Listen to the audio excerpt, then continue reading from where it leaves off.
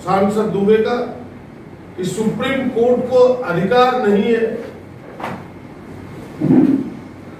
लोकसभा के द्वारा, सांसद के द्वारा बनाए गए कानून की समीक्षा करने का।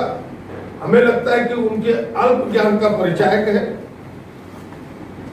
उनके बड़बोलेपन का परिचायक है और उनके लफुआगिरी का परिचायक है। इससे ज्यादा कुछ नहीं है। सबको पता है कि आर्टिकल 13, यह संविधान की धारा 13 सुप्रीम कोर्ट को इजाजत देती है कि जो संविधान के मूल भावनाओं के विपरीत कोई कानून बनेगा तो उसकी समीक्षा कर सकते। और केवल धारा 13 ही नहीं, धारा 32, कई धाराएं हैं। और इसके पहले भी 1973 में केशवानंद वर्सेस केरल स्टेट, जो सबसे बड़े खंडपीठ 13 जजों का था, उनके वर्डिक्ट आ चुके हैं कि भाई ऐसे कानून जो मूल भावना को ठेस पहुंचाता हो, उसकी परिधि से बाहर जाता हो, सुप्रीम कोर्ट को उसकी समीक्षा का अधिकार है। और तब इस प्रकार की बातों को कहना निश्चित रूप से एक सोची समझी साजिश का हम सब हिस्सा मानते हैं। और इतना ही नहीं, हम कह सकते हैं कि वह भारतीय राष्ट्रीय कांग्रेस न हमेशा संविधान, धर्मनिरपेक्षता और लोकतांत्रिक संस्थाओं की रक्षा की है और आगे भी इसके लिए कटिबद्ध है।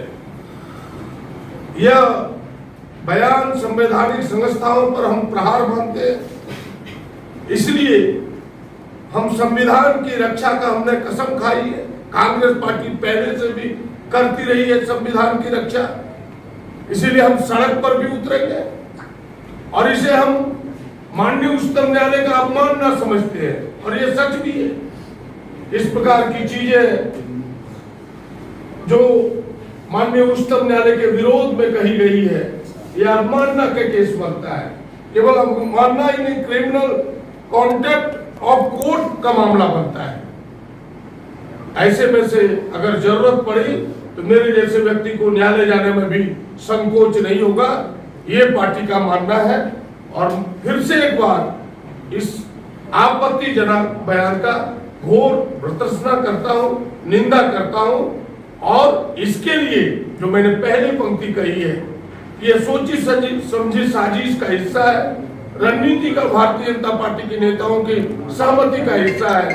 स्वयं भाजपा के नेता को इसके लिए माफी मांगना चाहिए, प्रधानमंत्री को माफी मांगना चाहिए। और केवल पल्लू झाड़ने से नहीं होगा, ऐसे सांसद को बर्खास्त करें, तब जानेंगे कि भारतीय जनता पार्टी इस साजिश में नहीं है, वरना भारतीय जनता पार्टी की मिलीभगत समझी जाएगी।